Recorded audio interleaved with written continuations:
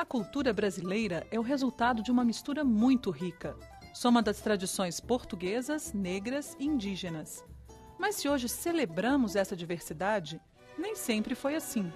Durante muito tempo, os escravos lutaram contra a opressão dos colonizadores. Eles, que representavam praticamente toda a força de trabalho do Brasil colônia, queriam ter direitos iguais.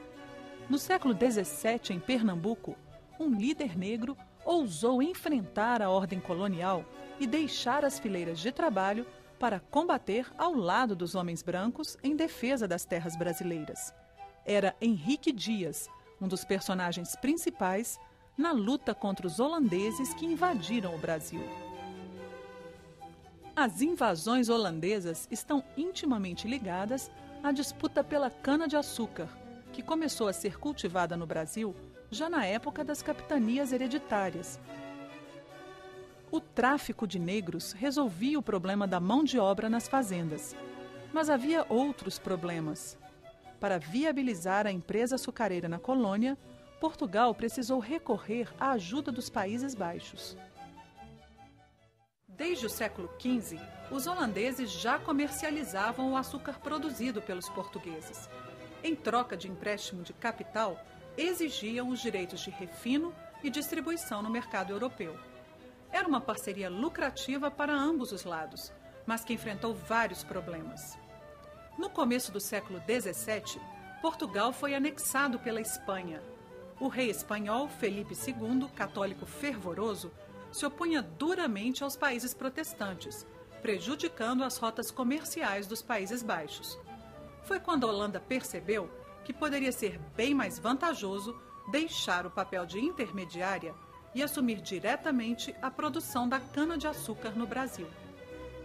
O primeiro ataque holandês ao Brasil ocorreu em 1625, na Bahia, mas em pouco tempo os portugueses expulsaram os invasores.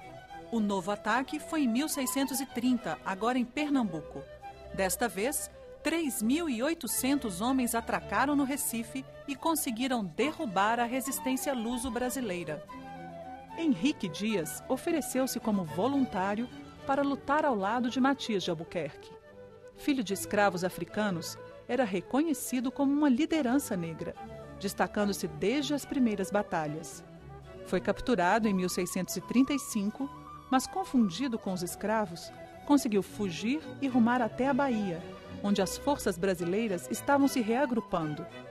Por ser um eficiente chefe militar, também foi recrutado pelas autoridades portuguesas para capturar negros fugidos nos quilombos de Pernambuco, Alagoas e mesmo da Bahia. Quer dizer, se por um lado ele caçava escravos fugidos, quilombolas, portanto, a mando da coroa portuguesa, por outro ele lutou e reclamou junto à coroa portuguesa a libertação daqueles que haviam lutado com ele para a defesa do Reino de Portugal. Devido aos serviços prestados, Henrique Dias recebeu títulos de fidalgo e foi condecorado com a Ordem de Cristo. Dizem que foi o primeiro negro letrado do Brasil. Teria até escrito cartas ao rei de Portugal.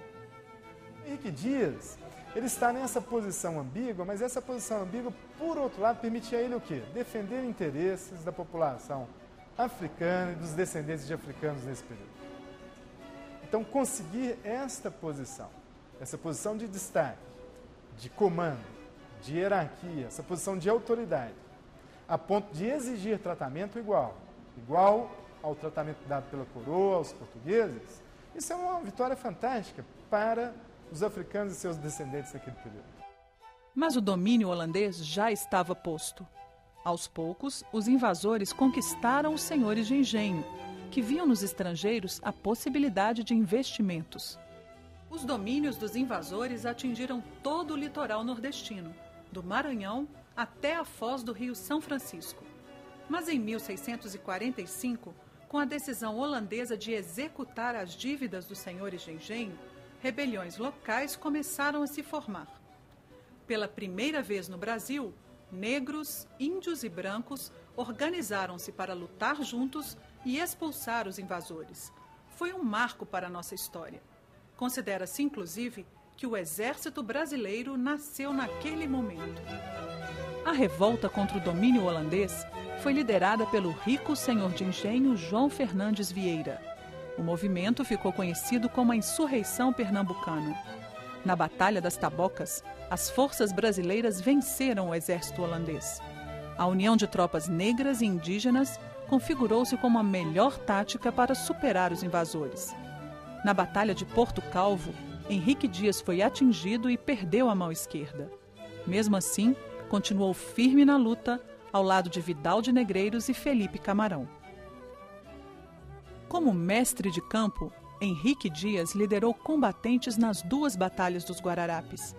Era a consagração das forças brasileiras.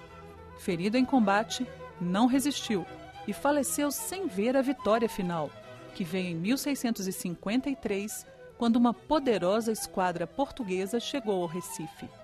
Os holandeses foram então cercados e se deram por vencidos poucos dias depois. Pela bravura, Henrique Dias é reconhecido como um dos patronos do Exército Brasileiro.